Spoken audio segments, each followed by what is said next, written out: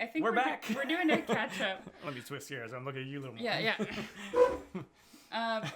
So my job that I was at previously was just taking up so much headspace that I didn't even have the brain power to watch a movie, let alone talk about it afterwards. Yeah, like absorb it enough. Yeah, anything intelligent. I was literally just watching cooking videos for months. But I've left that job. I'm now unemployed, so my brain is wide open. And so we thought we would just do a quick, or not quick. Not a quick, but a recap. A recap of stuff that we've seen. My list is Some significantly highlights. shorter than your list. Sure. Well, and because I didn't have a job that was taking up all my time. That's fair. And in fact, I've made a push on some stuff to I want to watch these shows because I haven't watched them yet. But also, I could have done some more stuff too. I was also being lazy. I got sucked into Baldur's Gate and Diablo 4 and Spider-Man, some video games that take a long time, and I'm just like, do a video or back to the world. You gotta go Baldur the Gates. Well, yeah, third, or what is it, fourth or fifth playthrough now? Oh. Fourth, I think. That's crazy. Well, because I'm doing an honor playthrough, and I died once. Oh, okay. On another, because I was just made too many mistakes, and then I just kind of suicided. I was like, okay, now I understand. So you've been texting me as you play? Yeah. I didn't tell you, I haven't actually finished the game Oh, yet. shoot. I hope I didn't do too many spoilers. That's okay. I'm doing an evil playthrough right now because it's pretty fun. I just kind of I just wanted to smash things. Sure. So I'm playing a barbarian named Barbariana. Nice. Yeah. I did Wizard Evil playthrough because then I was like, you are all getting nuked. Yeah. Fair. And it was pretty fun to nuke everything. I just smash. Yeah. It was like, oh, you remember how you didn't get hit by disintegrate? Well, this time, booyah.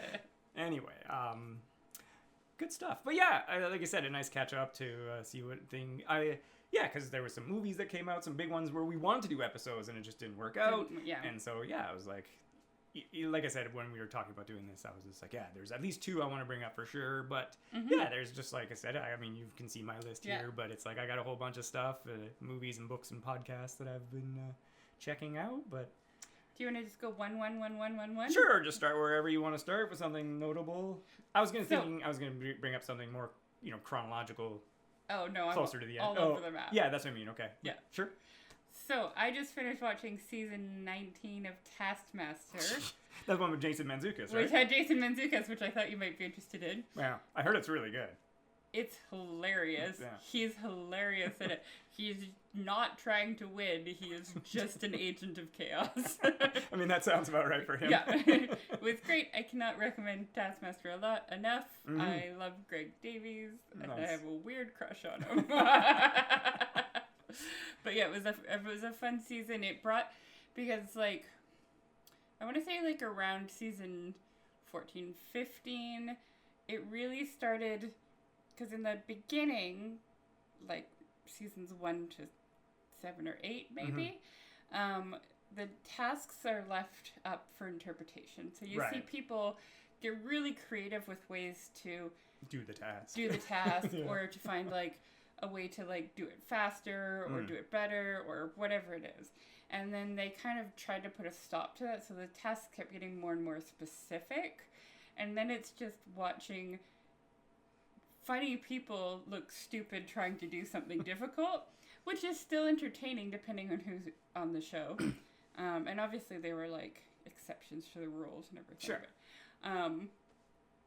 This season felt more like earlier seasons because of Jason Mantzoukas' take on things. I found it very interesting. Yeah. Nice. I was going to ask, you said it's season 19. Is it one of those, it's literally been going for 19 years? No. Okay. They do, multiple. I think it's been going since maybe 2015, so maybe they do 2. Yeah, because I was going to say, I've only heard about it in the last, few years, and I was wait, has this been going on for, a longer time than I anticipated? I think I've only been watching it for about 5 years. Okay. 4 or 5 years, yeah. Yeah, because, I mean, but it's a web series, right? So, or is it a TV show? So it's a British TV show. They aired on Channel 4. Right. Or Dave or something, I can't remember. But they put full episodes up on YouTube for free. Yeah, because I was going to say, I always see it on YouTube. But the next day. Oh, they don't put any delay. Yeah. They do have, ads. But, sure. I don't know. I think it's really cool and generous the way they, No, and I think it's a really good idea for a lot. I wish more media kind of operated that way, because it's like they're getting ad money, and like then it exposes it to. It was one of the things that I've talked about this before, that disc golf sort of did correctly to build its brand versus paintball, which I do both, or have done anyway. But it's just like they closed off their broadcast, whereas when we did it, it was free. Yeah. Yeah, I used to do paintball broadcasting. But yeah, like it was closed system. Yeah, now. But it's like, yeah, that's how you build it. It's free on YouTube. free on YouTube, and you can put ads on it. Yeah. So, like, who cares? You'll get and money. especially now. Like, 20 years ago, maybe it wasn't as easy or, like, monetizable or whatever. But it's just like now, it's like, there's no excuse. It's like... I think it's really cool that they do it. Yeah. And then they also do, like, little compilations that you can watch. Or just put funny moments. Individual tasks and stuff. So, yeah, it's pretty good. I mean, that's the way you do it, right? Like, you get those clicks on all sorts of facets of the media. Then a clip goes viral, and people are like, what is this? Yeah, totally. This is outrageous. The season that had Dara O'Brien and Fern, I can't remember her last name. Mm-hmm. That was like, I think that was one of the more recent ones. No, maybe it's a few years old now. But that was a great one because Dara is just good at all the tasks. Oh, nice, yeah. And just is like efficient at doing things, and that's really fun to watch too, especially when you watch everyone else struggle. Yeah, just like, ah! Yeah. That's funny. Yeah. Nice. Yeah. Okay, you go. Sure. Well, I'll just quickly recommend, or not recommend. I don't think I mentioned, like, I finished What If, the animated Marvel show, because I was just like, it's 3 seasons, so I powered through that. It was pretty cool. I wish it had the animation style of, like, X-Men 97, which was rad. Yeah. But what are you going to do? It was kind of neat, just, like, a different take and taking characters to a different area and different kind of setup that you normally don't see them in. Like, Peggy Carter is, like, the main character of the entire series. Oh, that's cool. And I was like, that's kind of fun. Then the one that we could talk about, Captain America Brave New World. Oh my gosh. Yeah. Yeah, I saw that. Main things for me, I kind of liked how it focused on his Air Force background, and there's a lot of like him flying around doing flying stuff. Yeah. Cool, right? It's not just like ground level Captain America-ing because he's got wings. Nice. I also hated how at the end, the big confrontation with the Hulk, after they go from the White House, is on a deserted island forest preserve. And I'm just like, every time now with these things, let's get it to an area, evacuate the civilians, and you're like, in the middle of a city smashing things, he's the Hulk. Yeah. What are we doing? So that really annoyed me. Like, really annoyed me. What annoyed me a lot is that the new Captain America, they go out of their way to mention how he doesn't have the serum. The serum. Yeah. But then he's the same as Captain America with the serum. He's punching the same. He's getting thrown around the same. Yeah. I'm like, make him more interesting. Let him get hurt. Yeah, there was like one or two moments. One in particular, I remember he does say, like, he has a line of dialogue about like, oh yeah, Bucky's wrong. I should have taken the serum or whatever kind of thing, right? And I was like, okay, fun callback. And yes, because he's not supposed to be the super soldier. That was always my thing when they gave it to him and the shield to him versus giving it to Bucky, where I was like, no offense, Sam, but Bucky's a super soldier. Yeah.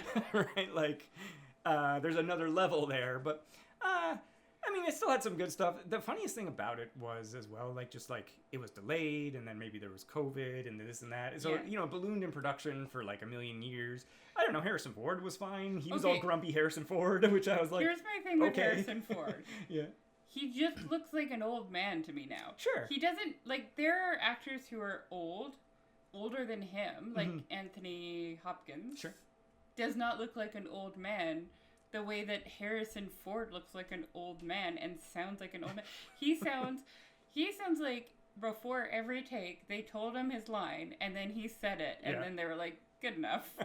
It's Harrison Ford. Sure. He just seems like a confused old man, and I don't know why he got cast, because I don't think he's very good. Yeah, because... And also that he's playing Thunderbolt Ross as well, that, it was like, what happened to the actor that used to play him? He died. Oh, okay. So it was like, okay, so they need a replacement. Fine. Maybe they could have gone with someone else, but I think they wanted that Harrison Star Ford. power. Yeah, gravitas, as it were. Nobody in this movie like people in this movie are very charismatic outside of this movie, but this movie had like a filter to cut off all the charisma. Like Harrison Ford seemed like a confused old man. Anthony Mackie, just I don't know, straight down the line. Just straight down the line. Yeah. Like he's a good actor, and then they had him just like. They're like, oh wait, that had too much personality in that. You dial it back a bit. Do it again. Yeah. And then, like, when did it get introduced to that Bucky is a senator? Yeah, that was something in this movie. That was introduced in this movie? I think so, because it was never it's in so any... fucking left field Yes. with no context. They're like, oh, hello, Senator Bucky Barnes. Yeah. Like, what the fuck is this? Yeah. Did I miss, like, an entire series that... To be fair, maybe there was in another... I'm trying to think, what was in between that I haven't watched yet? Like, there was it in Moon Knight? No, it was definitely when... There was She-Hulk. It I don't wasn't think it in was in She-Hulk. She-Hulk, because I think you would have mentioned that. I watched that, yeah. And there was something else. Was it in Miss Marvel? No, I don't Was it think in so. Echo? I was going to say, maybe it was meant... Maybe because I didn't watch Echo yet. Yeah, I didn't watch it But either. I haven't... I don't know. It definitely came out of left field for me, too. I was just like, what? Did I miss a movie? Yeah. And again, this goes back to, I was like, okay, but he's like super soldier assassin guy. But sure. Yeah. Okay, you want to do something different with him? It really like ties. It made me think that all Marvel wants to do is make you consume media Sure. and spend money. But one of the things that, sorry, just not to interrupt too much, talking about the other media, is I did like how they were like, hey, that thing that happened in the Eternals, it's related to that. Yeah. I was like, that's cool. They brought back Isaiah Bradley, who was from the show, the Black Super Soldier. Yeah, I was yeah, like, yeah. No, I liked that too. So I actually liked those elements in this movie. That, like you said, they just weren't executed at like a better level. They didn't. It wasn't brought to us in a way that like okay, I think this is what I think. If it happens in movies, it's fair game to refer back to in movies. Sure. If it happens in TV shows, you have to give people a little bit of context.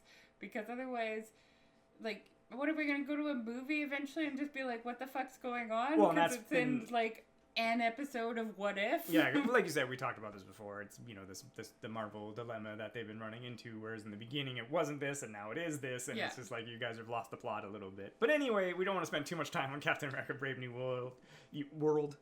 Like I said, there were some annoyances, some gripes. Red Hulk looked like they spent the money to make the Red Hulk look good. He looked good. He was okay. No, but like it didn't look like, oh, bad CG Red Hulk. It was okay, yeah, no, it looks like a good Red Hulk. I just, like I said, the fight was uninteresting and the weird little bad guy looks stupid. Yeah. I know that actor is famous. Yeah, I don't know his name off the top of my head. But like, he just looked like a weird little nerd. Like, well, I didn't that's the point. He's buy anything that he was doing. He's supposed to be just a weird little nerd. Yeah. But anyway, moving on past that. Okay, should I go next? Sure. Yeah. Okay. I watched The Residence. No, What's that? The Resident? No, The Residence on Netflix. Okay. And it is very good. It's by Shonda Land, who did like Bridgerton and How to Get Away with Murder. Right. And it is a detective story at the White House. Ooh. And I don't want to say she's like the, not chief of staff, but like the the butler of the White, I don't know what they're called, gets murdered. Oh, okay. And they have to call in this detective, and it's played by somebody whose name I can't remember, but she was in Orange Is the New Black as Crazy Eyes. I haven't watched Orange Is the New Black, so. It's fine. Yeah. I feel really bad, but I can't remember anybody's name in my defense. That's all right. Like you said, we're coming back to it. Yeah. But it was just a really well executed little murder mystery. The main detective, she's so good in it. Oh, nice. She gives her character a lot of personality, and it's really entertaining to just watch her. Like, the detective character is obsessed with bird watching, so she's always like trying to like look out for birds while she's trying to solve this doing some detective mystery. Yeah, it's really well done. I really liked it. Nice. I'd give it a 9 out of 10. 8 episodes, 10 episodes. Yeah, something like that. Oh, okay. But easy, like I binged it in a day. Nice. Because it's really good and it's easy to just keep watching it. Cool. Yeah. Nice. Yeah. I mean, that's good coming off of our previous. Yeah. Yeah, I'll just mention I watched, because I didn't watch it when it came out, and then when season 2 was coming up, I went through and I watched Andor season 1, and then eventually watched Andor season 2. It was really good. Not shocking. I listened to an episode of a podcast. I think it was the No Film School podcast, maybe like 2 years ago, or just after season 1 had come out. Tony Gilroy, like the creator of Andor. Basically, it turns out he's a French revolutionary historian. Oh, I've heard this. Yes, Yeah. and so he put like all his ideas into it. And watching, especially in season 2, it makes much more sense. Like the Gorman people, you're like, these guys are just French. Like their alien language sounds French. Yeah, Dudes yeah. wearing suspenders and like the sweater, and they're like wearing like a beret, and I'm like, these people are French. But aside, it was really good, very enjoyable, good Star Wars stuff. It's kind of like. So the best way to tell a Star Wars story is to take inspiration not from Star Wars? From history, like Star Wars? Well, I just mean in contrast to, like, Han Solo. Sure, yeah. Where they take inspiration from themselves. Yeah. And then make a soulless pile of garbage. Well, or you have someone who has a passionate idea, something like that can be turned into it. Or again, you lean into the wars part of Star Wars, like original Star Wars. I'm gonna lean into the star part. Yeah. No, but yeah, I mean, there's obviously all sorts of angles you could take, but yes, this one is pure revolutionary style history. It was really good.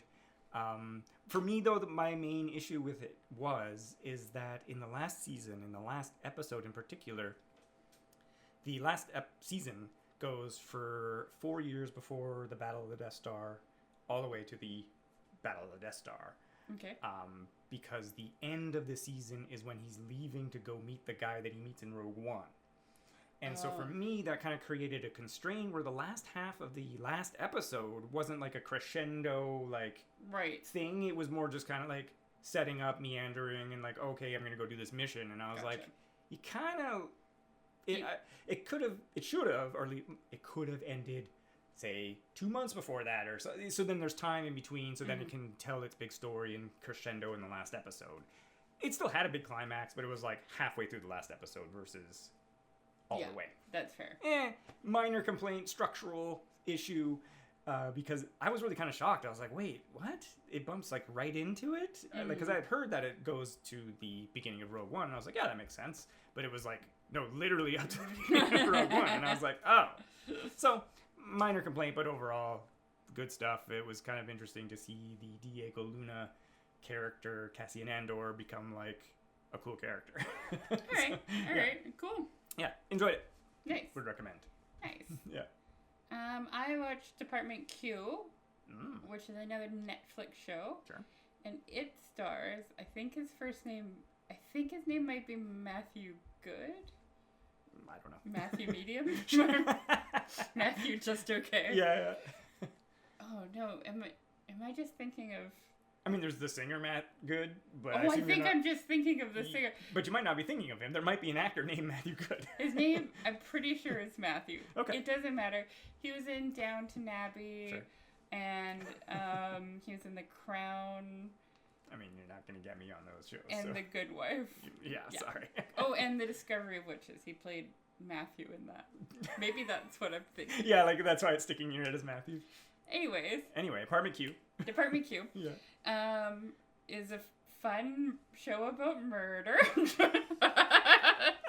It's a British crime procedural. Yeah. He plays a detective who, like, at the beginning of the show, he's out answering a call, and there's 3 policemen with him. One of them is shot and killed. One of them is shot and paralyzed, and he just gets a bullet that goes through his neck, but doesn't kill him. Oh. And he gets super grizzled and has a cool beard. But when he goes back to the department, he's obviously got some PTSD. Sure. And that seems to coincide with the department. Somebody has solved a cold case elsewhere. And so whoever, money people, is giving, the police department's underfunded, And the I'm describing this terribly. The money people, this is all in episode 1. Okay, yeah. Decide to give the police department more money, but only if they make a cold case department. Okay, yeah. Because they need the publicity of solving Sure. cold cases. Yeah. It looks good in the papers. Yeah. Yeah. So the head police lady is like, oh great, I want a new computer, I want a new TV, I want all this new stuff, and I've got this problem who's got PTSD, so she sends him down to the basement to create Department Q, which is a cold case department. Right. And he ends up having 2 people work for him. One is like a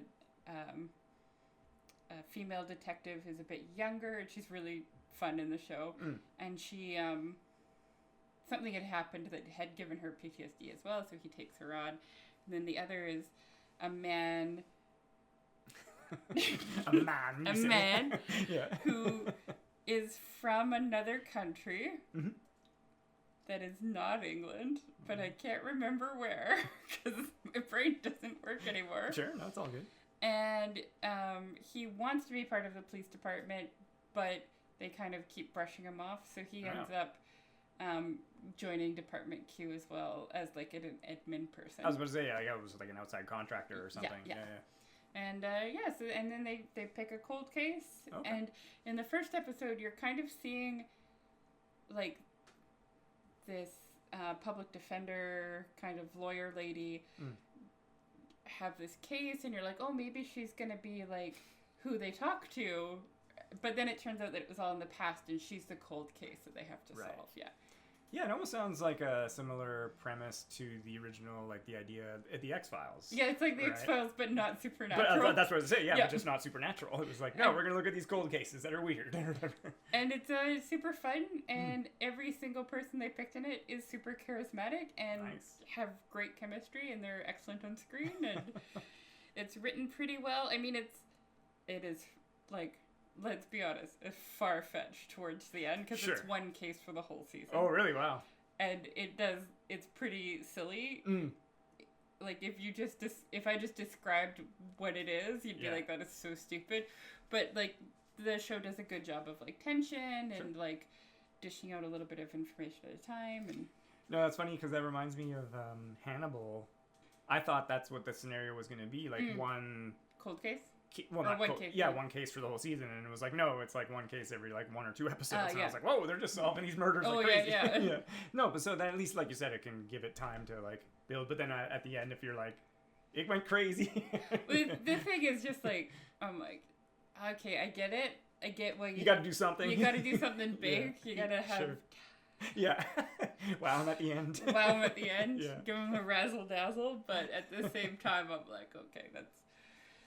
Maybe I would like it more realistic, but maybe like that's part of the charm is that it's not. Yeah, and it's about the characters and them along the way, right? But no, that's fun. Yeah, so I liked it. I hope they do a season 2. No announcement or anything. It's British style. They're just like, yeah, we did it. Maybe we'll do back more. Yeah, who knows? It's Netflix. Yeah, in 4 years they'll be like, oh yeah, we're making that again, and you're like, wait, what? Yeah, exactly. Yeah. Nice. Yeah. Cool. Well, we'll stick in the TV vein. I finally watched Loki season 2. That was one of the ones I wanted to catch up on. Great. I really didn't. It was not as fun as season 1 to me. I think I liked season 2 better. But I did like a lot about season 2. I always loved that iterative time travel where someone just goes through the loop and again and again and again and becomes better and better and better, or trying to figure some stuff out. But to be fair, I haven't watched season 1 in a long time. Like I watched it when it came out. I almost rewatched it, but I was like, no, I'm trying to catch up on shows. I don't have enough time as it is. So I really enjoyed the addition of the guy from UK Kwan. Yeah, he's so good at it. Yeah, he was really good. Like I said, I like that iterative stuff, and I did like there was a couple good moments too where Loki and he remains like, he's like, oh. You're looping. Have you figured this out yet, or whatever? And it's just like, oh, so he's also gone through like his own big loopy thing. Anyway, so there was some neat stuff there, and then I liked the spaghetti effect. Yes, that was. I think I was texting you about it. Like the graphics on that was very good. Yeah, like that spaghettification to things or around them. Like the effects in Loki season 2 were really really good, which was good. But and then. because you were talking about it, and I never watched it. I watched season 1 of Severance. I've watched season 2. Yeah, I haven't watched season 2 yet, but I enjoyed season 1. I was just like, oh yeah. It was just funny to me as kind of like a sci-fi guy. There were some things I predicted, things I didn't, and some twists that I was like... I just don't believe you could have predicted anything. Yeah, that's... I consume a lot of sci-fi media. Have you seen this books list? I mean, it's just like... Yeah. There's a lot of sci-fi going on here. But overall, it was great. No shock there. So if you haven't seen season 1... this way. No, but I was very keen to watch season 2, but then you had said how they've announced that there's gonna be more, and I was like, oh, okay, there's no kind of... I thought I was gonna watch season 1 and then just like right into season 2 where it ended, but as you said, you felt that there was gonna be just the 2 seasons. Yes, and then you said there was an announcement of more. Yeah, there's gonna be more. So yeah, so my impression was that season 2 was really, there was a lot of conflict when they were making it. Oh, really? Like between like everybody. Oh, bummer. But maybe I'm just reading the wrong thing. Yeah, maybe. Or it's like someone said something on social media and then it got like, amplified to ridiculous, and it was like, no, it was not that at all. Right, I honestly don't know. I didn't look into it either. So I was just like, yeah, I enjoyed the show. Yeah, I was so excited for it to end. Mm-hmm. And then I was like, oh, that's a bit disappointing, but no. Yeah. I wouldn't mind watching another season, so it's okay. Yeah, so eventually I'll get to season 2. Oh, I'm watching a new show. Oh, okay. I'm only a few episodes into it, but it's really good. Nice. I'm watching Poker Face. Yeah. I've wanted to watch that as well. Yeah, Ryan Johnson starring Natasha Lyonne. Yeah. In the first episode, Adrian Brody's in it. And it's basically, she can tell when people are lying. Right. And she kind of gets involved in something in the first episode. And so she has to go on the run. And she goes just town to town in her cool muscle car from the 70s. And being just cool Natasha Lyonne just kind of stumbles into like a plot. A murder investigation so far in each place. Right, yeah. And just solves crimes. Cool. And it's fun. Nice. Yeah. No, and yeah. It's just I've had my eye on that one as well. It's so well written because you really start to pay attention to the dialogue because she can tell when people are lying. Sure. So you really pay attention like when a character says something vague that isn't necessarily untrue but doesn't point you in the right direction. Yeah. Or when characters know that she has this ability. Yeah. How they like change the way they speak to her. It's really cool that way. Oh, cool. It's very like fun, fast, quippy dialogue too. So it's very like Knives Out, like the first one a little bit in the way that they present it. Yeah. Have you seen the second Knives Out? Of course. Did you like it? Yeah. It's not as good as the first one. No, but it was still very good. It's still very good, yeah. And that one has its, it was during COVID, et cetera, yeah. right? But no, I still really enjoyed it. Yeah, good. Okay, no, cool. I did a rewatch of both of them not that long ago. The first one's so good. Yes. it's Christopher good. Plummer is so good. Yeah. No, Christopher... Yeah. Yeah, okay. That's Christopher Plummer. And Chris Evans is in it. And Christopher Plummer is in Sound of Music. Yes. He hated Sound of Music. You were saying that, yes. Yeah, that's right. I watched that recently. Yeah. No, yeah, that one's great. Yeah, like I said, I did a back-to-back double feature a few months ago. Nice. I just kind of was like, kind of have a hankering. Yeah. So, fair. Nice. I'll talk about Thunderbolts. Asterisk / the New Avengers, as the posters now say. But seen it yet? Yeah, it was good. Again, this is the Marvel that I always joke is like designed for me to enjoy. Yeah. It's the ragtag group. They gotta get together. They got a band. There's some conflict, and then they work together. They face the big threat. It's got Florence Pugh and David Harbour doing heavy lifting. Yes. Yeah. With their personalities. Yeah, and Wyatt Russell as American Agent is in there too, and he's not supposed to be charismatic. No, that's what I mean. But he's also he's doing his job, but he's not. He's a appropriate jerk. Good. In this one, like right out of the gate, he's just trying to murder everybody, and then they're just like, well, "What about doing this?" And he's like, "No," and then he just does his own thing. So perfect. Yeah. So no, very appropriate. And then it also has Ghost. Yes. and Multi-Tool. Multi-Tool? I can never remember that one's name. The other one. The one that they met in Black Widow. Multi-Tool. Oh, Taskmaster. Yeah. Yes. Yes. I think Multi-Tool's a better name. Yes. Total different skill set, though. The one wild card was Pullman. Bill Pullman's son. What's his name? Something Pullman? Anyway, I haven't seen him in something before. Not knowingly anyway. I think he was in the new Top Gun maybe, but I haven't seen that. So he was fine. He was a good addition. Who's he in it? Multi-Tool? No. He plays a new character. Oh, a new character. Yeah, I don't want to give it all away. Oh. So, but yeah, like I said, this is like classic design for Dan to enjoy. So I enjoyed it. So, all right, fair enough. And like you said, it made references to things I've liked in the past and everything. And, and I was just like, yeah, even watching it the whole time, I'm like, yeah, this is clearly designed for me to enjoy it. But I enjoyed it. And I did like at the end, the resolution wasn't, like, there was some punching, but then it wasn't just a punch out. There was something a little more psychological going on. And I was like, switch it up. This is the movie to do it. They were trying to save money, even though it cost like $175 million or something. Of course, yeah. Yeah. But yeah, I would recommend checking it out for sure. So, yeah. Do you want to do another one, or do you want to go next? Well, I'm playing a new game right now. Okay, yeah. It's called Spiritfarer? Spirit of Farer? Do you want me to look at my text messages where my phone went? Yeah. It's on the Switch. Yes. Switch 2 or Switch like OG? OG Switch. Sure. I think it's also on Steam. Okay, yeah. But it's like an indie game. Sure. And it's kind of like side-scroller-ish, but you can obviously like go anywhere. But you play Stella, and if you play 2-player, you can also play her cat Daffodil, which I'm playing the cat right now. Matt's playing Stella. Nice. And what's the name of the guy that ferries people? Karen or Charon? Yeah, Charon. Yeah. Basically gives you that ability at the beginning of the game. Sure. He's retiring or whatever. Sure, yeah.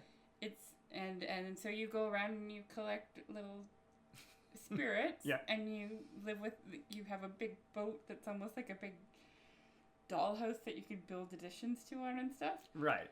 And you help them pass through to the other side. So you do kind of you sail around and do some challenges to help them, I don't know, make peace with their life. And then when they're ready, you take them to the bridge and you ferry them through to the other side. And it's so pretty. Okay. It's like the prettiest game ever. But is it like, so I'm just like, it's like a point and click style game? Because you're like dialogue trees. No, but yes, you can still do point and click with the controller. But is it, it's like. No, you're running around, jumping around. So it's like a platformer. Yeah, it's like almost like a side scroller. Yes. Like where. But not every side scroller is the same. That's what I'm asking. Like Mario. What do you do in the game? You run around on your boat. Yes. You take your boat to different locations. Yes. You get supplies. Yes. You meet people. Yes. You do little quests. Okay. But then when you're doing the quest, what are you doing? You're running around doing quests. But was it like just fetch quests, or is it like jumping puzzles, or is it? Oh, it depends. Okay, so there's a variety. There's a variety. Okay. Yeah. I'm just trying to get an understanding. You can catch lightning in a bottle. Okay, but it's like you're, fun. because you said, but you're not like building buildings on your boat like Terraria style, or are you? You are building buildings on your boat. But is it just like, hey, I have enough wood to build it, or do you have to build it yourself, like manually? Oh, you pick like from a list, and then it goes. Okay, that's what I'm asking. But you can put them wherever you want. Sure, it's really cool. Yeah, I'll show you later. Yeah, no, I'm just, like I said, I'm just trying to get a sense of just like, what do you do in the game? You go. Yes. But no, you like run around, and okay. You can like fish, and sure. You can plant plants on your boat, and you can cook things. Nice. And you have to make sure that all your passengers are happy, so you hug them and you give them food. And if they're happy, they help you maintain the boat. Right.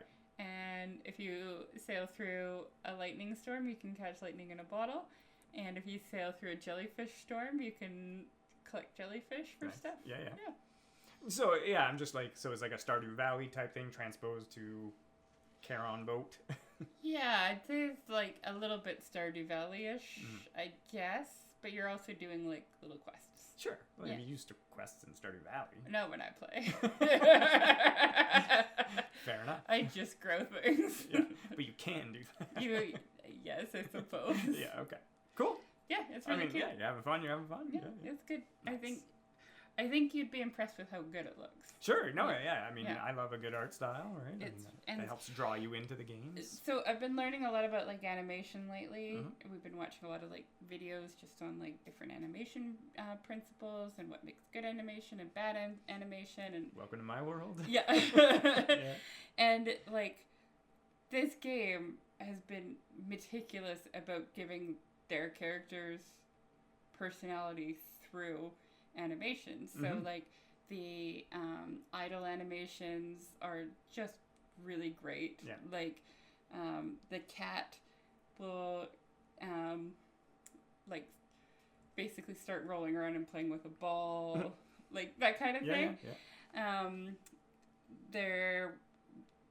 So the main character kind of always does like a light jog. Mm. So whenever you stop running, she kind of does a skid to a stop, which Yeah. is, it's Classic. just, it's nice to see, right? Yeah. Like it's very, it's good. And all the characters on the boats have their own like idle animations Yeah. that are like unique to them as well. And Nice. oh, it's so cute. When you water plants as a cat, Mm. it rolls onto its back and it holds the watering can with all four Right. Yeah. legs. Yeah. Just as an example. It's super cute. Nice. Yeah. Cool. Yeah, I like it. Actually, that's one thing I wish. I mean, Baldur's Gate's a huge game, obviously, but Mhm. they don't have a lot of idle animations for the characters. I was like, No, I wish there was that's some true, more there. yeah. But anyway, Yeah. not a big thing in the tapestry that is the game itself. Yeah, that's fair. Yeah, I'll just mention real quick. Sinners, it was great. It's one of my favorite vampire genre types, where it's the unknown vampire movie. Two Mhm. things about it: I wasn't expecting it to be as musical as it was. I was kind of blown Do they away. sing and dance? A lot.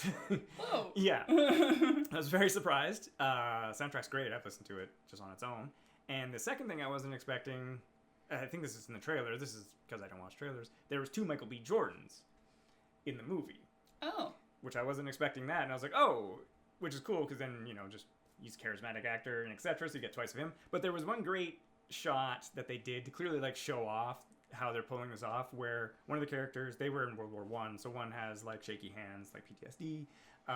So his brother rolls a cigarette, gives it to him, lights it. That guy smokes it, he passes it to him, and then he smokes it afterwards. And of course, it's all one single seamless Michael B. Yeah, Jordan of shot. And you're course. like, okay, you're clearly showing off some tech Yeah, here yeah, and some yeah. technique. But it was just like such a little thing, but it also showed their brothers and their characters, and he knows them. Like there was a lot of character moments too, but it was clearly also like a tech show off to be Oh, like, yeah, because yeah. it looked perfectly seamless. Yeah, right? that's fair. So they probably filmed it with 2 actors and they do a face swap, right? Yeah. But it was just kind of funny where I was like, oh, they are showing off with that one. Mhm. But yeah, no, I enjoyed it. It was really good. I never even heard of it. It's sitting really high right now. I think it's 5th, I think, in domestic box office take. Oh, good. It made a ton of money. But yeah, no, it was really Wait, good. is the Lady Hawkeye in it as well? Yes. Okay. I think Haley I Steinfeld. saw a clip of it. Yeah. Yeah. And she's like old timey, like in Well, the they 20s? all are. Yeah, Okay. it's in the 20s. Okay. Yes, they're all old timey. Okay. In the wooden times. Yeah. No, but yeah, it was really good. And then personal afterwards, I went to the Devil's Elbow to have food and a Oh, drink nice. because I was like, because obviously Sinners. Thematic. You got the devil in the south. But yeah, no, it was really good. Nice. Yeah. Highly enjoyed that. And then I'll just run through a couple podcasts because I assume maybe we could talk about the big movie there. Oh yeah. I just wanted to mention Oh, okay, sorry. one thing. Oh, I haven't been playing it, but I've been watching somebody else play the Indiana Jones Golden Circle. yeah, it's on my Steam wish list. It's great. Yeah. So it's not Harrison Ford's Yeah. voice. It's the actor that did Joel in Last of Us. Yes. Not the TV one. No. Okay. So good Mm. at sounding like Harrison Ford. Oh, yeah. Like super impressive. No, I've heard that, yeah. Yeah. And also sometimes this character just looks like Harrison Ford. Sometimes he looks a little wonky. They yeah. try their best. Yeah. No, that's Yeah. So he's got like the teeth look off. fine. Yeah. Anyways, doesn't matter. It's a really well put together game. Cool. It feels like an Indiana Jones movie. Yeah, I mean, that's what you want. You want an Indiana Jones adventure. Yeah. I'm going on an adventure. And it also has really good animation. Nice. Yeah. Surprise, surprise. Yeah. The AAA game. I mean, until I got owned by Baldur's Gate, I was playing Last of Us Part 1. Oh, nice. That game is beautiful. It's really good. Yeah. And yeah, I'm like, an hour or two into the game, but I was just like, oh yeah, this game's gorgeous. It's pretty great. Yeah. So, one thing I wasn't expecting was, because you've seen the show too, but it was just like it has like not manufactured, sorry, in-game like jump scares, because I cleared out some clickers and some guys, and I'm like, cool, and I'm like, do do do do do, and I turn a corner and blam, there's one right there. Yeah. And because I was crouched and I haven't made noise, it's just like and I was just, holy shit. And I'm just like, take out a gun, and I'm just like, okay, no, wait, it doesn't know I'm here, and like take out my knife instead. But I was just like, whoa, because I was like, why didn't it react earlier when I was fighting all that other stuff? Yeah, it was out of the radius. But anyway, just clicking its life away. yeah, enjoying that as well. Nice. But yeah, like I said, I'll just rattle through some podcasts I listened to, which were pretty good. Blowback Season 5, I mentioned that before. They went to Cambodia. They actually went to Cambodia. Normally cool. for that show, they just talk about the, location, but they, I guess at this point, Season 5, they have enough, like they almost have like their own, they do their own like Patreon style, kind of like the Weekly Planet does. Oh, nice. And so they literally went to Cambodia, got a translator and a guide, and they went to the places, interviewed actual people. Oh, that's so cool. People are still alive. Yeah. For the for the events that they're talking about. It's nuts. I mean, whenever like looking back, of course, you hear all the stories about that region, Vietnam, Cambodia, this and that. And currently, you're still oh, it's like messed up, blah blah blah, and then you listen to this and you're like, yeah. Of course it is. Yeah. Did you not know what we did 50 years ago? Yeah. And so anyway, good listen. I would recommend that. I listened to one called Rigged. It was only 6 episodes, and they're only like 22 minutes. Oh, nice. And it's hilarious because I'm so used to a podcast being like the Blowback ones and like Blank Check, they're like hours. Yeah. And so when I listen to this and they're just like, blah blah blah, and now it's over, and I was like, you're not even into the Excuse topic me? yet. Yeah. Like, what are you talking Yeah. about? But yeah, it was about misinformation that Cool. mostly American companies use on people. So a lot of this stuff I've heard about before because of other course. books, but it was good. It was just, he kind of introduces the topic and gives an example, and it's like things like astroturfing and climate science denial Right. and all those kind of tactics. But yeah, 6 episodes. It was pretty quick. Nice. And then Boomtown, this one, people raise their eyes, especially because it's about oil production in West Texas, in the Permian Basin, particularly around 2012, I think it was, and like shale and shale drilling and like fracking and stuff like that. But it got name checked in Climate Town a couple times, Okay. and I listened to it. It's 12 episodes now because they expanded. They did one in the pandemic as a follow-up, but it's a reporter who works for a Texas newspaper or whatever. He worked as an oil rig hand one summer.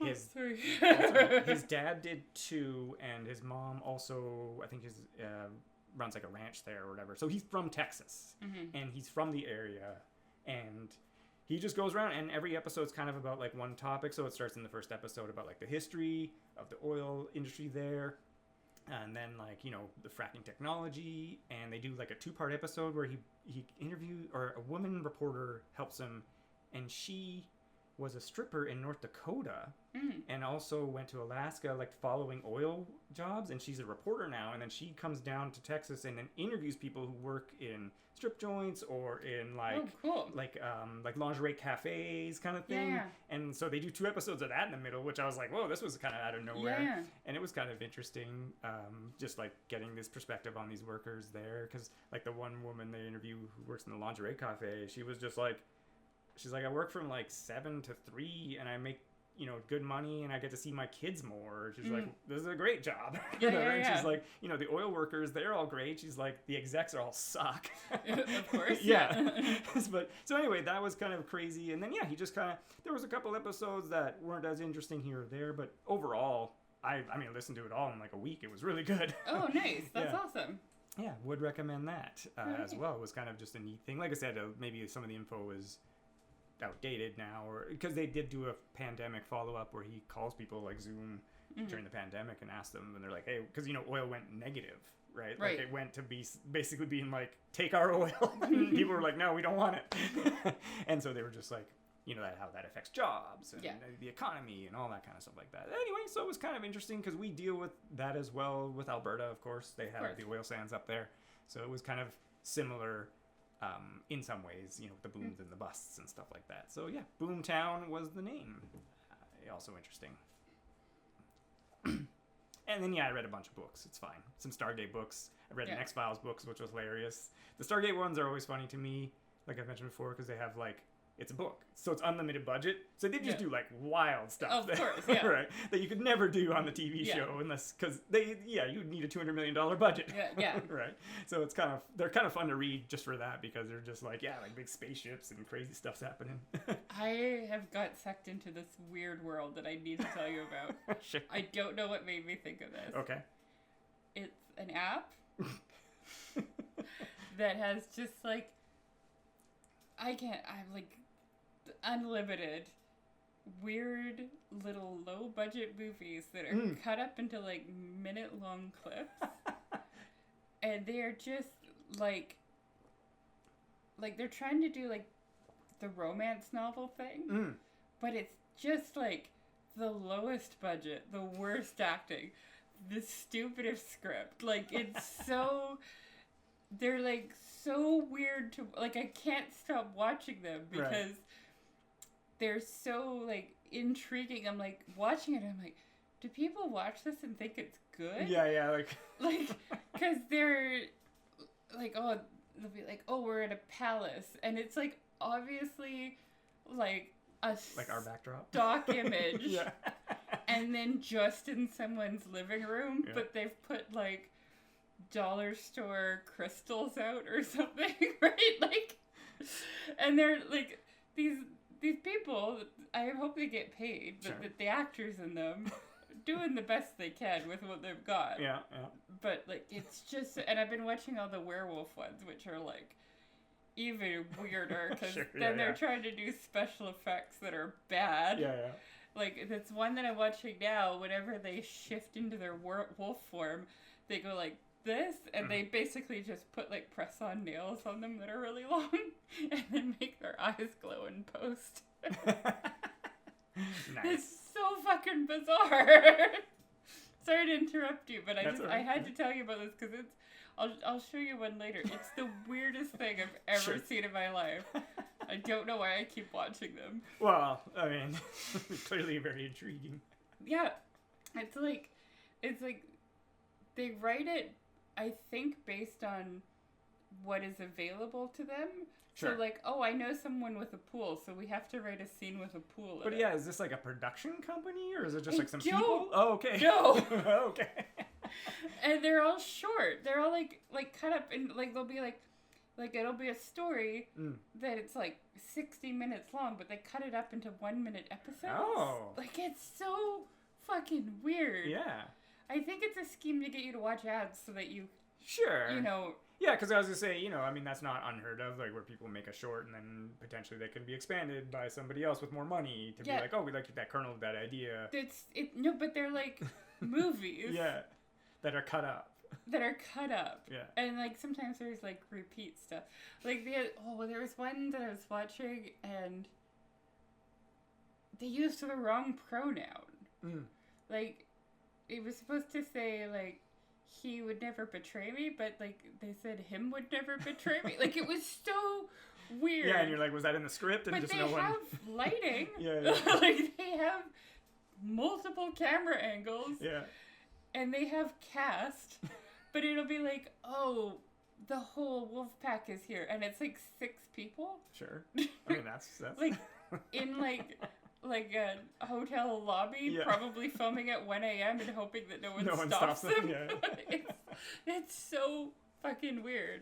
It's the weirdest thing I've ever seen, and I'm just sucked into it for some reason. Nice. Yeah. Sorry to interrupt you. No, that's all right. I was saying, maybe, was there any kind of big book that I wanted to mention? Merchant Kings was pretty fun. Stephen R. Brown, that's the guy who wrote The Company. And I'm reading his new one called The Dominion, which is about the Canadian Railroad. Oh yeah, I got that for my dad for Father's Day. Nice. Yeah. Because you told me to. Like I said, I just got it. It was on the wait list for like 13 weeks or whatever. Yeah. This was kind of funny. The Into the Beanstalk. I just finished. It's like a cyberpunk. Like it's good. Like intro cyberpunk. But the title is like the worst. It's like Into the Beanstalk. Colon. Oh no. No. Into the Beanstalk. Like the Jack trilogy. Colon. Cyberpunk Book 1. It's so stupid. I was like, what? Just call it Into the Beanstalk. Anyway. Stop fucking around, Paul Rowe. Yeah, basically. It was just like, yeah. But it's going to be more or whatever, yeah.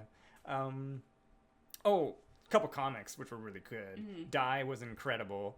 Writer Karen Gillian, Stephanie Hahn, on the art. They did Wicked and Divine as well, which just got released in a big omnibus edition. I'm actually really tempted to get it. I've read the Wicked and Divine before, but Die was people. It's they get Jumanji'd into a D&D world.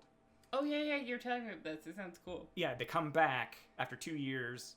One of them's missing. They all have PTSD, and one's missing an arm, and they can't explain why. Mm.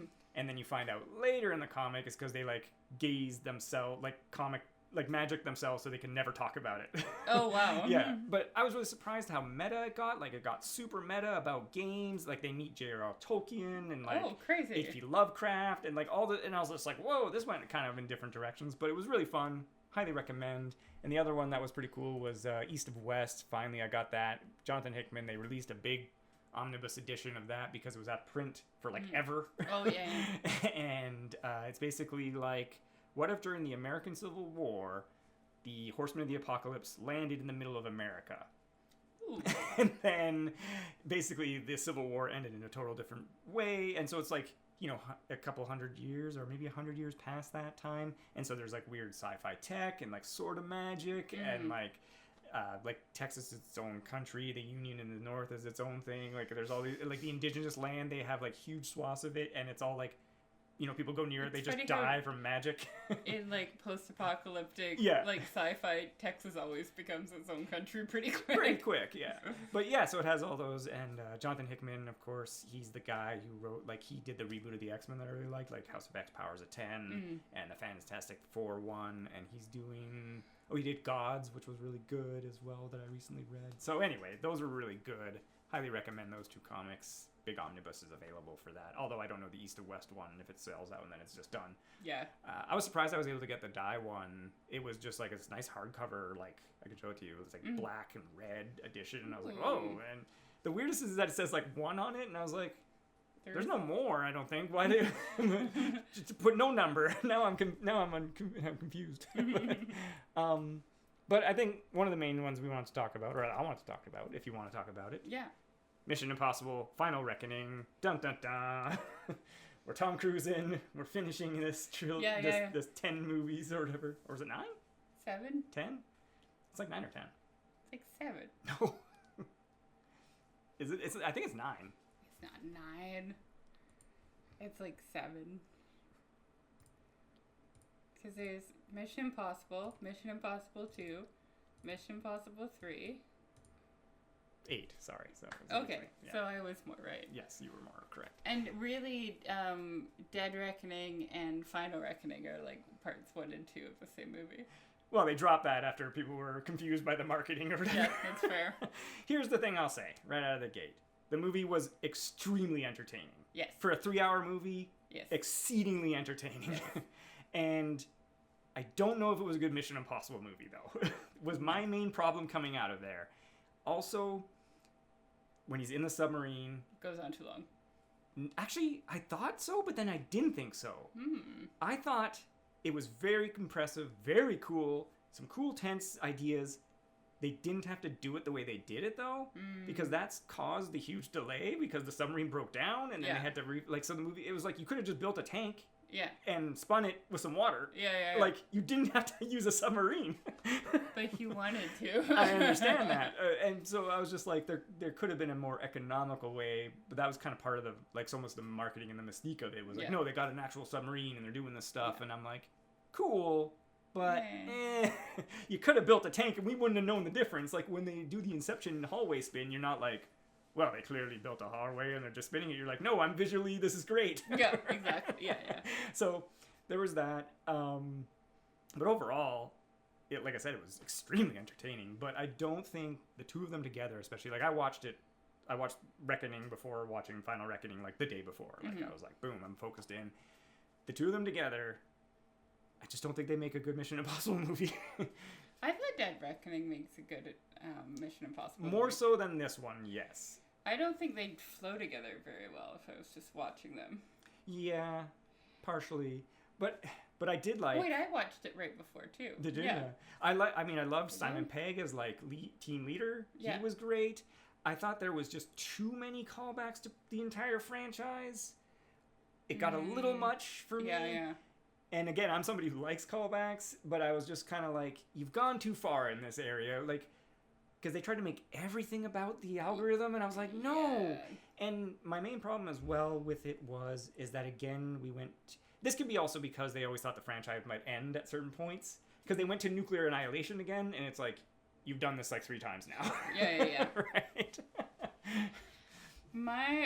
So my biggest beef with this movie... Okay. Or one of my biggest beefs. Sure. Is at the end. Mm-hmm. Spoilers. Yeah. Obviously spoilers for everything. The very, very end, right before the credits roll. Mm-hmm. When they're all in Paris or wherever. in or the Venice. square. Yeah. Should have ended with Benji and him, not with lady he just met. Yes. Well, again, there's some real world factors, because obviously that part should have been Rebecca Ferguson. Yeah. No shade on Haley Atwell. She's great. Oh, she was great in it, But it's like... that was her, yeah. Yes. But why did she leave? Well, Rebecca Ferguson left because the movies took too long and took too much of her time. In the time she made Mission Impossible, like, 7, she made, like, 2 movies and a full TV series. Like, 2 seasons of a TV That's series. That's fair. So I think it was literally just a scheduling thing. She was just like, no, I gotta go make these Dune movies, and I'm doing this TV show or whatever. That's fair, yeah. So, yeah, again, like you said, there was some unfortunate outside factors. But for that. it should have been Benji Yeah. with the cast they had. Yeah. Yeah. Because unfortunately, Luther sacrificed play. Cool. Yeah. So second big beef. Yeah. Tom Cruise should have died. Straight up. It was the last one. He should have died. Would have been better. Yeah, I'm okay with him not dying. He should have died. Because I feel like if they ever continue the franchise in 10 years or whatever, he could then be like... Mentor? Yeah, mentor. Yeah. And it's like, yeah, that's fine. Leave him, keep him around for mentor role. Should have died. It would have made perfect sense considering the entire last 2 movies in particular, and this one in particular too. They're like, Ethan, you're going too far. All the stuff you're doing is crazy. Blah, blah, blah. Well, his whole thing is I'm going to die for humanity, so let him fucking die for humanity. Yeah, that's fair. Yeah. Third thing. Okay. Back to the submarine. Yes. Cool trick they did. Mm-hmm. I hate when action is in the dark. It's just a personal thing. Yeah. One of the best things about Dead Reckoning is they're fighting on a train in daylight. Yeah. And it's cool. I want to be able to see what's happening if they're spending all this money. Yeah. And it was, for me, Oh, really? dark and jumbled. Oh, maybe we're... I saw it in IMAX. Maybe that was... No, because I remember seeing everything pretty clearly. The only time it was kind of dark and jumbled was when the sub itself was like, when they did the outside rolling shots, it was really hard to tell. You're like, oh, okay, the sub's rolling over. Yeah. Like it was... I get that it's really deep and there's no sure, light. and there's no light there. Yes, but I don't know. No, I definitely found those shots to be like... What's going on? Yeah, like it was difficult to tell. I was like, we don't need that. Yeah. We know it's rolling. We can see Tom Cruise. It's inside with him. Yeah. So. I felt like this one, especially at the beginning, was super rushed. Yes. They were just like, info dump, bye. Yes. Luther said that, bye. Yes. And I think, again, as well, it was a thing because from what I recall was the train sequence was actually supposed to be the opening of this movie. Oh, that would have been better. The plane better. sequence was supposed to be the ending of the last movie.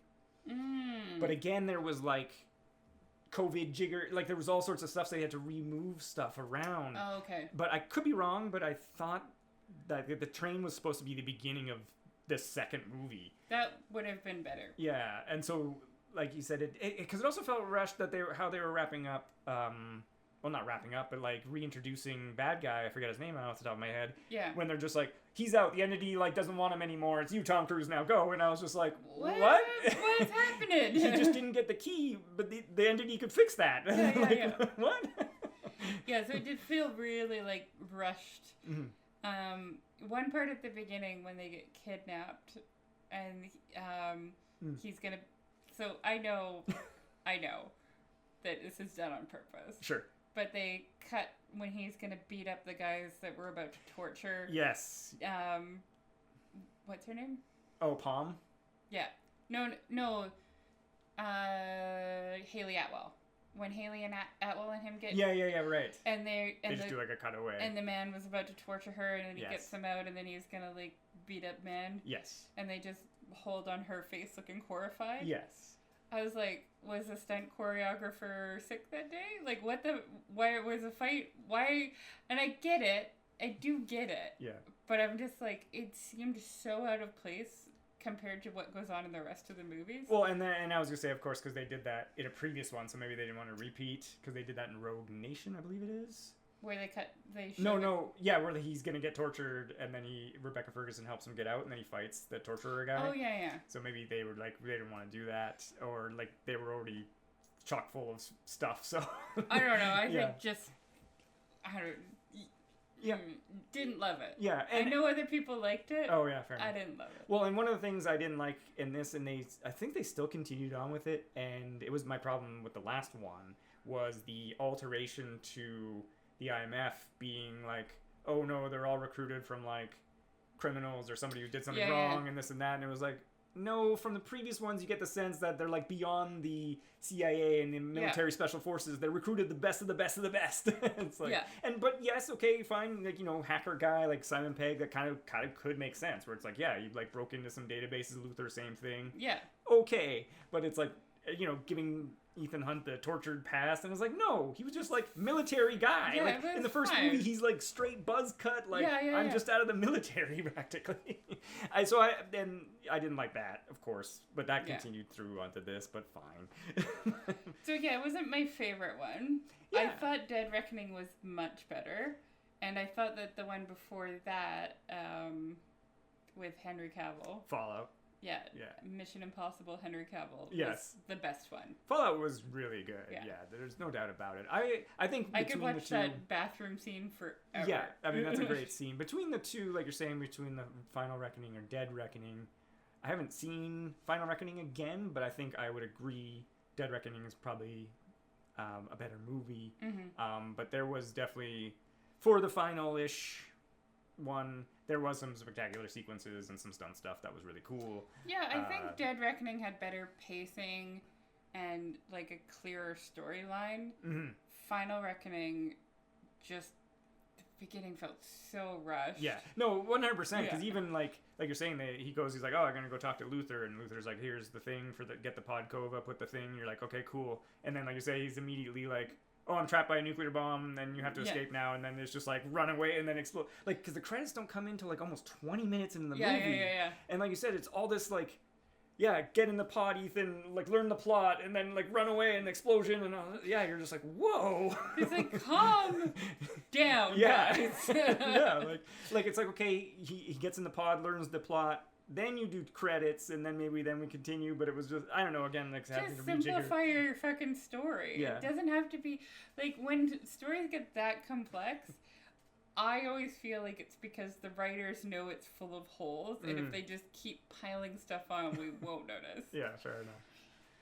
Yeah, but then there was some fun stuff, too, with Angela Bassett and Nick Offerman and stuff like that, but, like I said, I was... The plane sequence was fun. Yeah, it was one of those things where, like, going into the plane sequence, I was kind of like, because there's been so much movie since then, right? Yeah. That you're just like, oh my gosh, a whole other sequence. But it was cool and entertaining and etc. But it was, and like you said, it was paced well enough that it kind of like flowed. But it was initially, it was kind of like, oh my gosh, man, like, dude, this seriously? isn't over yet. Yeah, you're like, dude, you're gonna enter like a whole other sequence is coming. But it was pretty good. But, but again, just like a lot of the callbacks to the previous movie, I'm like, we don't need this. And even the other guy being like Phelps' son, I'm like, we don't need any of this. What are you doing? Yeah.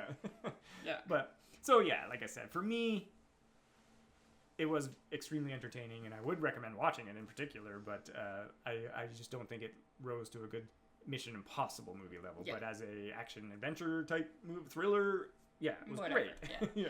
I do think though that the plot gets a bit of a pass because it's Mission Impossible. Sure. Yeah. Yeah. And yeah, just like I said, for me, it was like, oh, it's nuclear Armageddon again. But Yeah, because there's whatever. that's the biggest threat possible. Yeah. Right? And so it's just kind of like, yes, you have to do that if you're entering your franchise versus, way back in the beginning. It was one of the things I liked about some of the other entries. It's like, yeah, we just got to get this list and there's a traitor. Cool. Yeah. Yeah, like we just got to steal this thing, Yeah. Fallout, again, they went nuclear because, again, they thought maybe the franchise was going to end. Yeah. Right? So, but... Yeah, well. Yeah, what are you gonna do? But yeah, I didn't look it up and get like its money and like its budget because it did balloon, right? Because like I said, the sub broke down and it shut down filming for like 2 or 4 weeks or something like that kind of thing. And so it was just kind of like it was crazy. I still liked it. Oh yeah, it was okay. Well, it was just kind of interesting that because of course it was Christopher McQuarrie directed it because he did the last like bunch with him and Cruise, and he did the first Reacher movie. I don't know if he did the second one. I like the first Reacher movie. I didn't see it. Yeah, it's pretty fun. And but like he's just been like Cruise's guy, and then, but like he also produced I think these last ones. So like he's got a big involvement for it, and I can't remember if he wrote this one as well, but I know he wrote like one of them. Anyway, but it's just kind of interesting, and like I've seen interviews with him where because it's like even the ramp jump that they did in Reckoning, like it was cool, but also like you had to CG the ramp anyway, so you're like, why not just like he could have just jumped off. Like you don't need to do the motorcycle thing. It's just like again, it's part of the mystique of the movie that they're like, oh yeah, Tom Cruise did the thing, blah blah blah, and you're like, Tom Cruise is insane. Yeah, you're like sure, but it's like.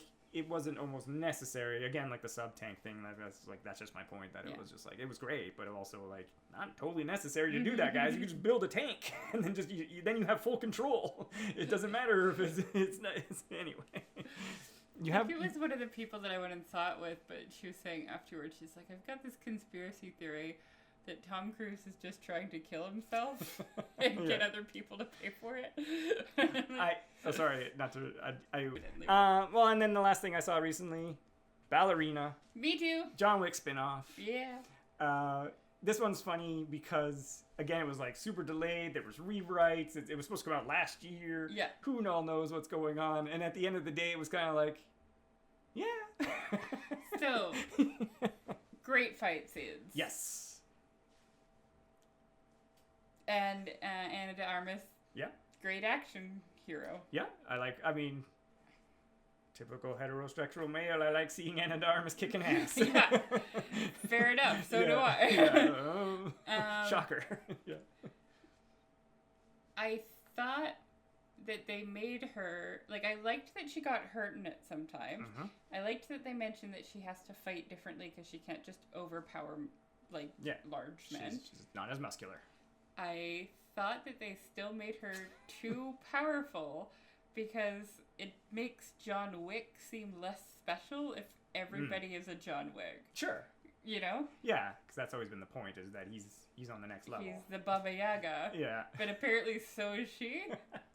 Just running around killing people. I thought that the flamethrower scenes were excessive, but in a good way. Because, I mean, if you're going to use a flamethrower, you might as well make it excessive. Yeah, and it was like not inventive, but like we haven't seen that in the John Wick franchise. That's right, yeah. That I was like, oh yeah, this is kind of a cool, different thing going on with some flamethrowers. Fun. Yeah. Yeah. I really liked the wardrobe they gave her, except the red dress that she wears to the party. When she goes to the party, like it's her first assignment to get lady out. Yeah. So here's what I don't like about it. Okay. It has a slit. Yes. But it's also like midi length, so like mid calf, and I just don't really like that look. and it was also like really high necked. Like I think it would have looked and kind of straight. I think it would have looked better with if they wanted to do like let's show off her, like, while she's doing a kick because she has a slit in her dress, that a, like, longer, flowier skirt would have looked better, similar to what she wore in James Bond. The one that she wore in Die Another Day. It should have been that one. It was perfect for that. Yeah. Yes. But maybe because maybe she was wearing armor underneath or something. I just didn't think it was a very nice dress. Okay, fair enough. And I didn't think that it showed off her moves the way that something with a little bit more movement could have. Alternatively, if you're like, well, I don't want her to look too feminine, you could have put her in a suit. A pantsuit, yeah, exactly. And I would have loved it. Sure. Well, and speaking a bit about that, I did like that little, like, kind of lore thing where they're like, oh, the Ruskarova, we're actually, like, bodyguards, not just, like, assassins. And I was like, oh, that's cool. You know, again, expanding a bit on some of the lore and bringing that around because, and then it just kind of gave her a different, like you said, different angle than just John Wick, where you're like, okay, you know, he's just a killer guy. It's like, no, she's, like, trained to, like, protect people and bring them around and stuff. But then at the end of the movie, she's not, like, doing that. No. Because I thought that's what it was going to develop into the plot. It's like, oh, she's going to, like, protect somebody. Nope. No. That's stupid. Yeah. What a fool I was.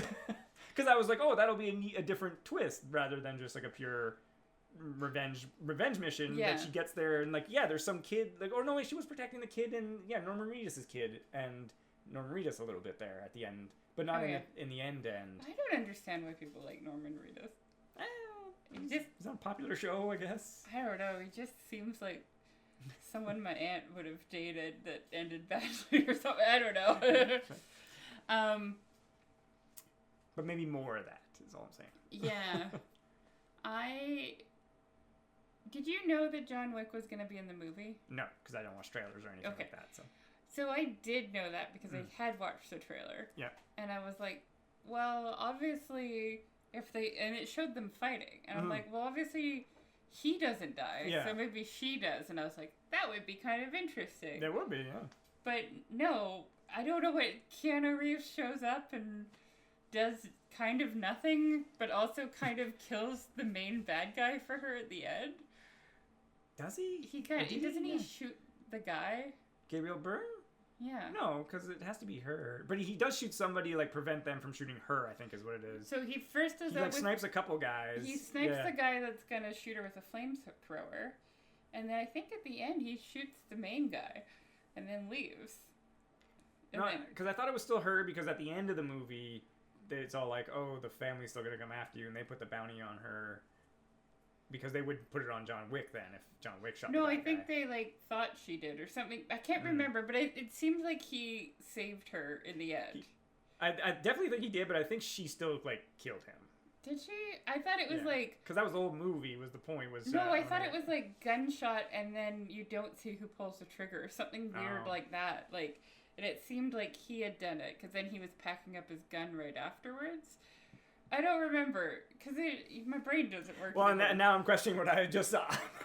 Anyways, I was just kind of like, meh, but at the end. Like, but the fight scenes were really cool, and she was really good in it. Yeah. And, like, when they're in that little patch of ice and she's using the ice skates, that was really fun. Yeah. When they're in the little, like, restaurant, and then you think that the chef is, like, just some worker, and then you figure out that they're, like, also gonna fight her. Yeah. That was fun. Yeah, that bothered me in that she does, you know, a gear up sequence, puts this bag in the trunk, and then she sees, like, the snow globe gets out, and then leaves all her gear there because she's like, oh, it's just like a normal thing. But then, so she never gets any of her cool gear. Oh, yeah. I was like, you need a whole gear up sequence and you get none of it. The weapons shop fight was fun, too, when she's just using grenades. Yeah, there was, like, finding stuff.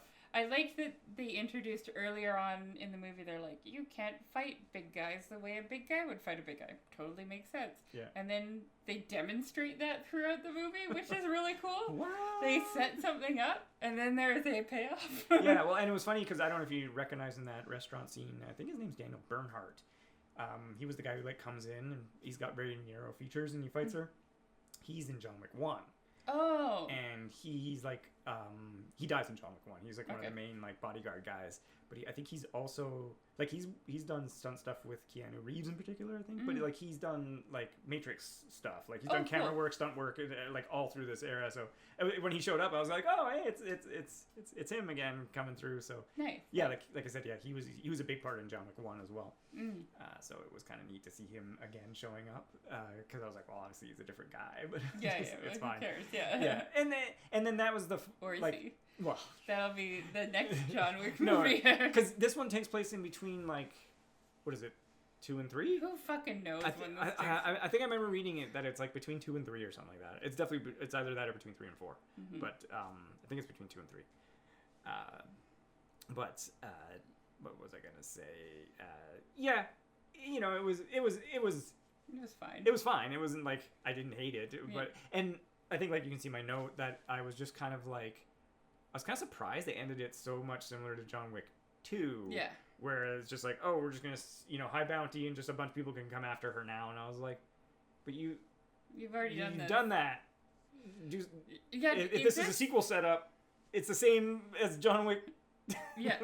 3, I guess. Like we already saw that sequel. So like, does this just happen so frequently? That's what I was wondering too. Like, yeah, like in this world, you're just like, oh, I shot the wrong guy, and now all assassins are coming after me now. Everyone is the best fighter ever, and then they always go rogue, so you always have to send assassins after them. Yeah. Like, I guess they do have the system in place, so maybe it is a common thing that happens in the John Wick universe. Or it's just kind of like, it's like John Wick. It kind of made sense because he broke the rules of the Continental. He killed the guy in the hotel. Cool, understand it. This, it's like kind of muddled because they're like, well, there'll be a war or this or that. Yeah. But it's like, wouldn't the assassin world protect their assets? That they're like, no, she's like a high level Ruskarova. No, because and she says she's gone rogue. Yeah. But then, I don't know. Yeah. I don't know. But no, sorry, I was gonna go back to what I was saying before with like you were saying with the restaurant. It was just kind of like almost ineptly set up because when the guy's like, oh, everyone who looks for them and goes near this town just dies or whatever, and then it's like, shocker, the whole town's the bad guy. Yeah, and yeah. Like, well, obviously. It just seemed almost like an inept setup, but it also was like, what else are you gonna do? I mean, I was not listening to the dialogue at that point. I was just waiting for the next fight scene. Fair enough. But yeah, like, it's just like, how do you set that up really, like, more cleverly, I guess, or instead of just like this town that near Switzerland, people disappear, or Germany or whatever, and then they're just like, oh my gosh, they're all bad guys. Oh. They're all involved with this. It was kind of nice to see Gabriel Byrne. I haven't seen him in a while. Not Gabriel Byrne. Or is it Gabriel Byrne? I have no idea. You're asking me someone's name? I don't know. I don't know who is he? He was the main old bad guy. No, but what else has he been in? Oh, he's just been in a ton of stuff, like, you know, The Usual Suspects, and he was like, he's been in a ton of stuff, but he's just, I haven't seen him in a while because he's an older man, probably more retired. But anyway, but yeah, like I said, it wasn't like so awful. It was fine. Yeah, it wasn't so awful that I hated it. I liked your comment where you're like, it felt like a not rejected, but like unused Black Widow concept. Yeah, like this is the script to Black Widow, but they decided to go in another direction. Yeah, I was like, because you're like, yeah, the ballerinas, etc. Yeah, but yeah, like I said, I did like that. Oh, their bodyguards lore. Is that like a weird genre that I don't know about? That like ballerina assassins. I think it's not, because it's now showed up in 2 major. Yeah, I think that's in stuff in the past. I think it's just also because of like the athleticism, the control, and the dedication to become a ballerina. Yeah. I mean, that's it's the same as the oh my gosh, I just read all those books. The one J-Law was in. Oh, Red Sparrow. Red Sparrow. Were they ballerinas? She's a ballerina as well. I did not know that this was a weird subgenre of. But she doesn't go to the highest level because she gets sabotaged. Someone screws up her calf muscle. Yeah, and so she becomes a spy instead. Of course. Yeah, but so she was a ballerina. Mm-hmm. But yes, I could see it being used as a trope like that. Is that something that happened in real life? No, it's all fiction. Okay. Yeah, but I mean, It's that a could. weird, it's a weird thing that's like repeated now. With I mean, I'm sure that's 3 probably Frenchesses. well, it's probably a thing from back in the Cold War because Russian ballerinas would tour other countries and America and stuff like that, and I'm sure there's probably spies amongst them. So it's probably just like it's an easy trope to be like, yeah, Russian ballerina, she's a spy. No, I meant like ballerina assassins. Yeah. Is that like a thing that's happened? Probably. Okay. I mean, it wouldn't shock me, really. I think assassins try to keep a lower profile. But again, if you're just like, You would have a lot of access Yeah, to you- places. yeah. All right, that's fair. and again, just It's like a weird trope, though. that athleticism. Yeah. Mhm. Okay. Yeah. I'm gonna make a genre of high school football players that are also assassins. Sure. In the States. The whole team. Yeah, a team of assassins. Yeah. They work together. Yeah. In the quiet, in the dark. They yell things. But yeah. yeah, and then I haven't had a chance to check out 28 Years Later. I Me do want neither. to see that as well because both Alex Garland and Other guys. Danny back. Boyle are back Yeah. for that one. I didn't see his Warfare, which Alex Garland co-directed, sort of, Yes. which you saw. I did not see Oh, you didn't see it, sorry. Matt saw it. He Right. really liked it. Right.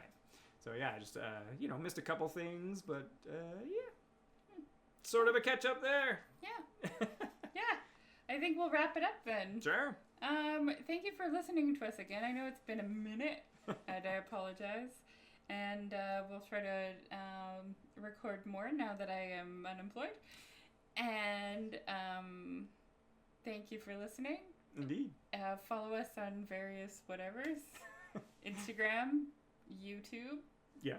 website. Email us, tomeofusisness@gmail.com. We'll read it, and we'll address it on the show. Maybe. Who knows? Have a great life. Stay safe and thanks for listening. That's all.